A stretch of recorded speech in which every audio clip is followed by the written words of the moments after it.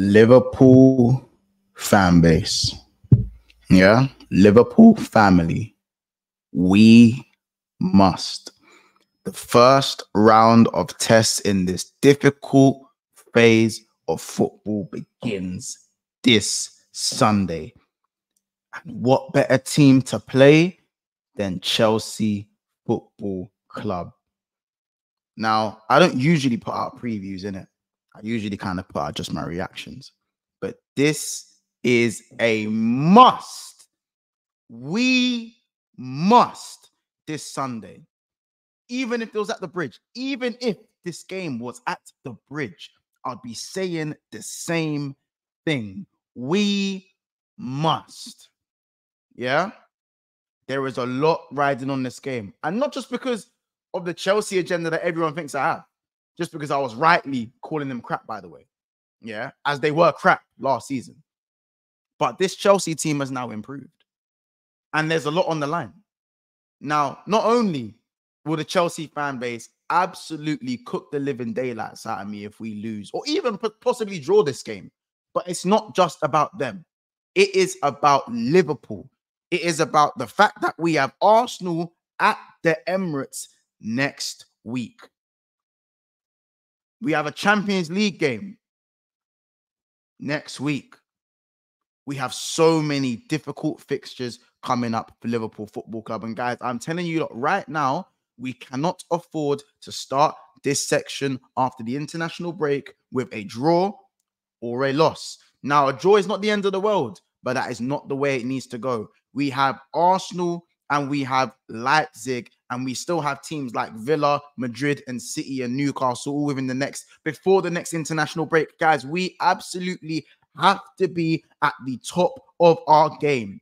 Last international break, we came back and we entered that sort of period with a loss. It was a 1-0 blip to Nottingham Forest. And that, to me, you think the Chelsea players aren't going to be looking at thinking, hold on a minute, these guys they're not impenetrable. Yes, you've only conceded 2 goals, but allowing Nottingham Forest to come and beat us at our own ground, again, coming back from the international break and not exactly being at the races, that is not something that we can afford to do. There is so much riding on this. Bragging rights. Yeah? These Chelsea man thinking they're going to be the shit after this if they do anything significant in this game. And then Liverpool's hopes. You know, we're trying to prove everyone wrong.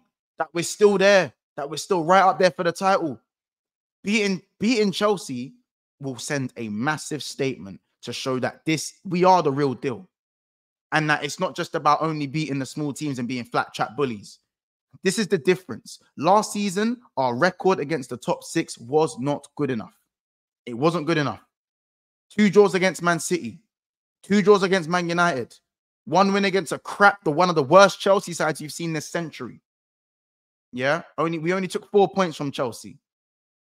We lost to Spurs and then beat them at Argyle. We lost to Arsenal and then drew at Argyle. The record against the top 6 was not good enough. So again, I have to maintain what Liverpool need to do is win this midfield battle. Be clinical with our chances. Chelsea are no longer the bums that I described of them last. They're not bums anymore. These guys are not scrubs. They've got the likes of Sancho on the wing. Cole Palmer, one of the best players in the league on form. Jackson, one of the better strikers in the league on form right now. Madueke, he can be a problem. They've got options off the bench. Caicedo, someone I have to keep running this agenda on. I ain't going to lie. He's been playing very well. So again, Gravenberch versus Caicedo, who's been the better midfielder. Today, they knock heads and we see who's really the better midfielder. 1-on-1. We come together and we rally the troops, boys. We rally the troops. We must. So listen, you lot, I'm going to run with the 11 that I think Liverpool should go with to defeat the Chelsea boys at the Bridge for a second, at Anfield. And listen, hear me out. This is the team I'm going to go for. And it's also a mix of kind of what I think Klopp's going to go for as well. So listen, in goal, we have no Alisson.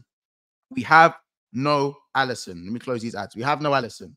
However, my guy Kelleher, one game, one clean sheet. Let's make it 2. My boy, Trent Generational Arnold. Trent Generational Alexander Arnold. Yeah? We're not playing no games. Some GA this week could be amazing. Yeah? Cool. Kanate. Yeah? Ibu. Yeah? Absolute battering ram. The destroyer. That's what we need. Centre back. Partnered by none other than Big Verge blood. Big Verge. Pause. You know what I'm saying? Absolutely colossal this season, only conceding 2 goals in the Prem. And an unlikely suggestion in Andy Robertson, where again, a lot of people doubting him, a lot of people saying he's past it. I kind of agree in the sense that saying he is past it. But again, when it comes to Andy Robertson, he is proving the doubters wrong and showing that he's still capable of playing at the level for Liverpool Football Club. Now, Grav, one of the best players in the Premier League, on form, absolute mainstay in this midfield. And of course, Mac with the 10, you know what I'm saying? Alexis McAllister. I actually tapped him, Mac 10 like an idiot. But Mac 10, one of the better midfielders in the league this season as well.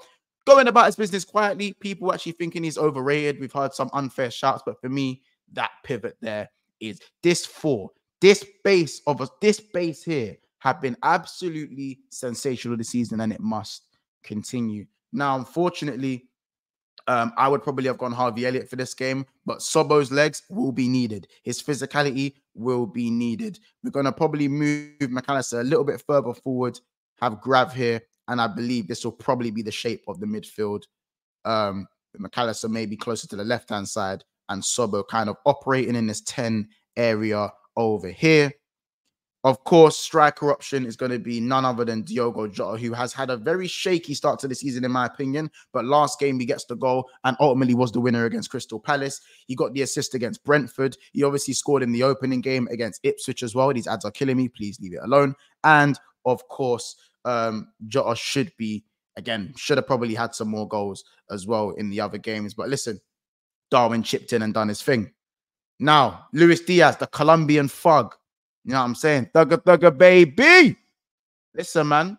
Diaz hasn't scored in a couple of games. Needs to get back on the score sheet. A Diaz performance would do us all great. And none other than the king, Mo Salah, who absolutely loves a goal against Chelsea. So this is going to be the team. Obviously, McAllister here and Sobo just in this kind of slightly advanced 10 area. Obviously, on paper, it's going to look a little bit more like this. It's going to be a little bit more like this on paper.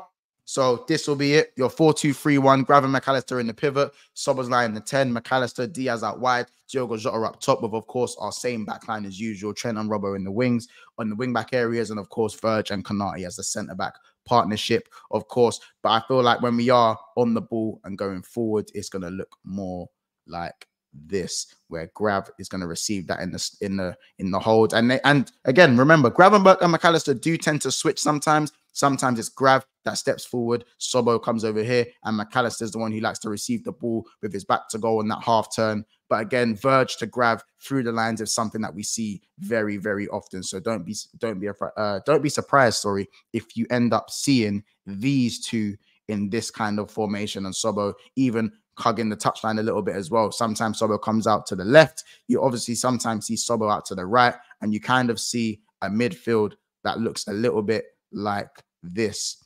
in a 4-3-3. So, and you see Trent coming forward like this, of course, and you see it almost becomes a flat 3 or just gravy bowl a little bit deeper than Mac and Sobo. So, guys, listen, that's the team that I'm gonna go for. Again, make sure that you guys are tuning into the watch along. You know what I'm saying? It's going to be crazy. And obviously, we're going to have the post game as well. And we've obviously got Arsenal next week as well. So, guys, again, trust me on this one. My prediction for the game is going to be Liverpool 3, Chelsea 2. I think Chelsea do get 2 goals. I think their attack is brilliant. I'm going to give them their credit when it's due. But Liverpool, we are Liverpool Football Club. We are top of the league, deservedly so. And I think we need to do everything we can to stay there, as we are right now title contenders in this early stage of the season. And we have to act like it. And we have to win these big games to send a statement throughout the Premier League and let people know what we're really on. You know what I'm saying? So, guys, let me know your score predictions down at the bottom. And hopefully Gravy Boat can make it a 6th man of the match in 8 games for Liverpool Football Club. Let me know. Subscribe. Smash the like button. As I said, let us know what you think in the comments. And we'll see you in the next one. Bless up, people. And you never walk alone.